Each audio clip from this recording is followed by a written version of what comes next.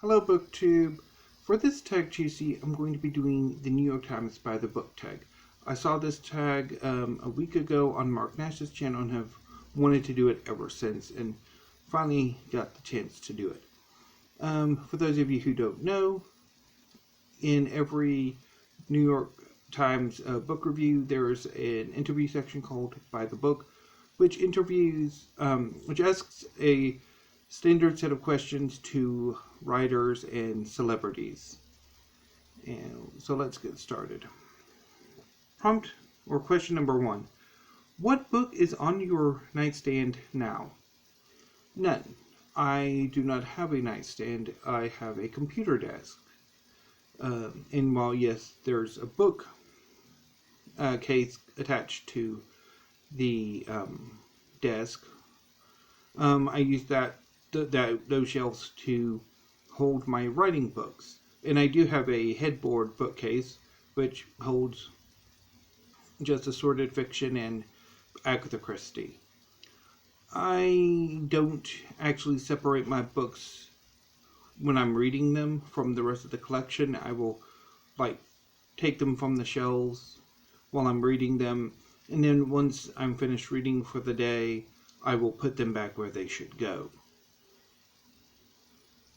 Although if the question is what am I reading right now, I'm reading A Hero Born by Jin Yong, the first part of the Legend of the Condor Heroes series. Question number 2. What was the last truly great book you read? I'm going to say Inglorious Empire by Shashi Tharoor. I thought that book was fantastic. For 2020 releases, I would also go with Post Wall, Post Square by Christina Spohr. Probably the best nonfiction or history book of 2020. I would say I love that book. Question number 3.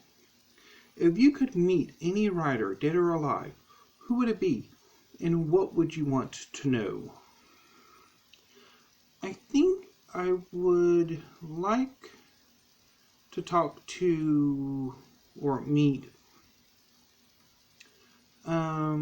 Katie Edwards. He's a science fiction writer who is currently writing the Tarot Sequence novels. So far, the first 2 have been released, and he's working on the 3rd. And what I would like to know is how he kind of worked out the relationships of the characters, and why he decided which characters would have which relationships. I wouldn't necessarily ask any spoilery questions for future books, although I would also love to ask him about his world building process, because I'm kind of obsessed with world building. Question number 4. What books might we be surprised to find on your shelves? Art books and cookbooks. In the art books, they're actually how to draw, how to paint, rather than collections of art. Question number 5. How do you organize your personal library? I have my library kind of broken up. I used to have it completely unified and then organized alphabetically, but I've gradually broken it up. So obviously you could watch my library tours for how I organize my library, but I have my writing books on the bookcase part of my desk. I have my headboard, assorted fiction that's not science fiction or literary fiction. On top, I have omnibuses, mostly Agatha Christie. I have 2 hanging shelves, or wall shelves. One is currently empty. The other one's mostly full and contains the Poetry collection, H. Rider Haggard and the classic reprints, non-history nonfiction, which I have definitely got to expand, and classics. So below that shelf is where science fiction and fantasy begins, and they go sort of around this wall here, and then go to the far wall, taking up 5 bookshelves. And then over here we have the history shelf, which is organized chaotically, and I kind of actually like it like that. I hate it for the science fiction and fantasy, but I like it for history. I don't know why. And then we have this empty bookcase here, which will be history 2 once this shelf gets filled up, or shelves. It's more of this one here that needs to be filled up. And then here we have literary fiction. And then over here are the new books. So that's how I organize my personal library. Question number 6. What book have you always meant to read and haven't gotten around to yet? Anything you feel embarrassed never to have read?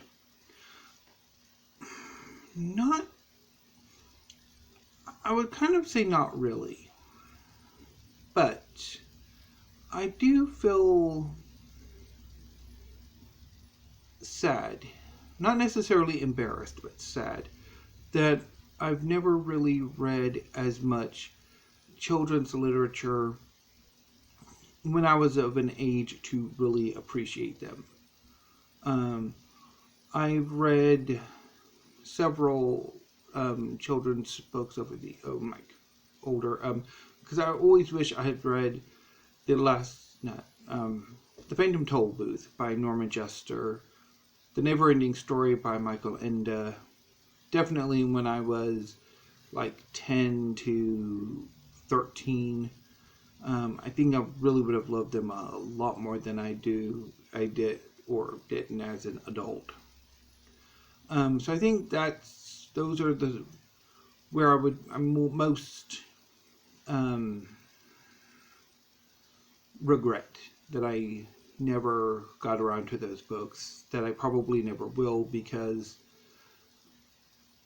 I'm not quite that age. I'm not of the age to really appreciate them anymore.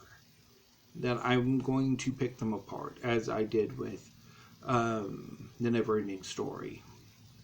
So, not necessarily embarrassed, but certainly regret and sadness that I never got around to some of the classics of children's lit.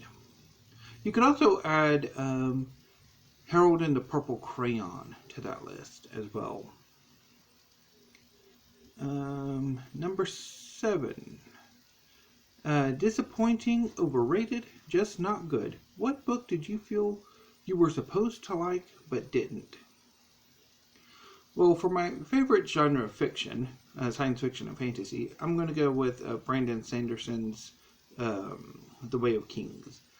I tried to get into that novel twice, and I just have never gotten into it.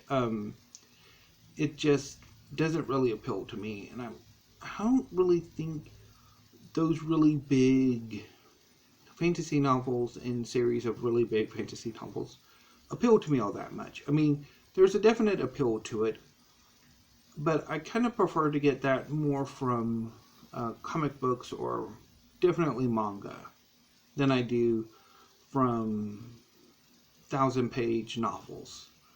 And also, I think some parts of the Song of Ice and Fire series, too, not a huge fan of.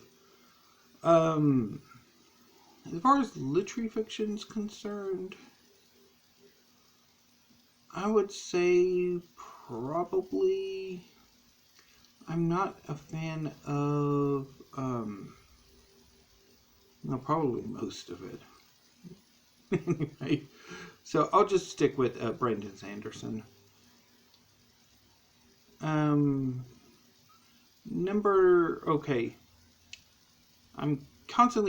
I've tried to do this tag 3 times, or this is the 3rd time.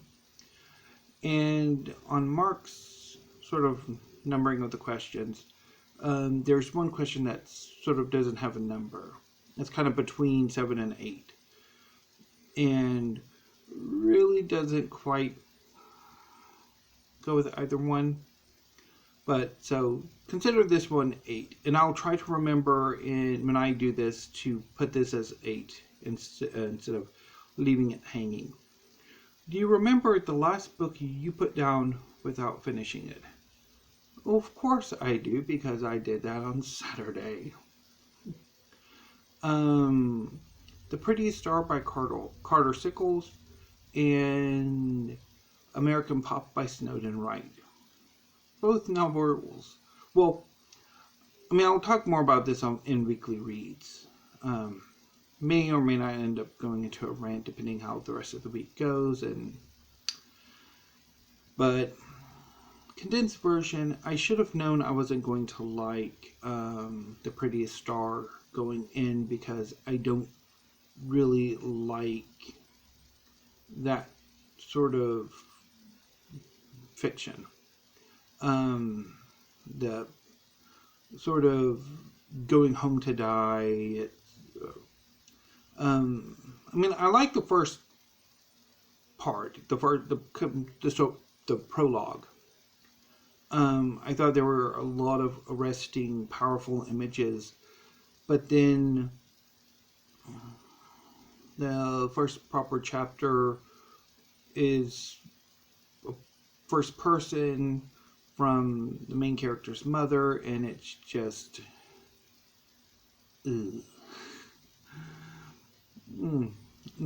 I didn't think it was terribly well done. And then American Pop by Snowden Wright, I thought it just a little scattershot for my taste. And I thought, while it had a very strong opening scene, it kind of quickly snowballed into just a chaotic mess. But I'll talk more about both novels Friday. Okay, so number 9. What kind of stories are you drawn to? Not drawn by stories. Any you stay clear of? I'm most drawn, I think, speaking of genre, I'm most drawn to fantasy. Everything is better with wizards throwing fireballs. And I think I'm also drawn to more ambitious, more active characters. Or protagonists. Definitely. Stories I'm not particularly drawn to are really super depressing ones. The ones that just sort of beat you down with how horrible life is, how dystopic the world is. I'm put off by those. And stories I should stay clear of really are those super depressing dystopic novels. I really don't have much time for them. So, number 10. If you could require the president to read one book, what would it be? Now, this question, when I filmed this earlier, kind of pulled me up short, because I'm like, okay, how do I answer this? So I'm going to split it. For the current president, Donald Trump, I would require him to read probably The True Story of the Three Little Pigs by William Suzette. I'm blanking on his name. Or Harold and the Purple Crayon. For Joe Biden, I would require him, I think, to read American Rule by Jared Yates Sexton. And maybe that one would do some good, although I seriously doubt it. But anyway.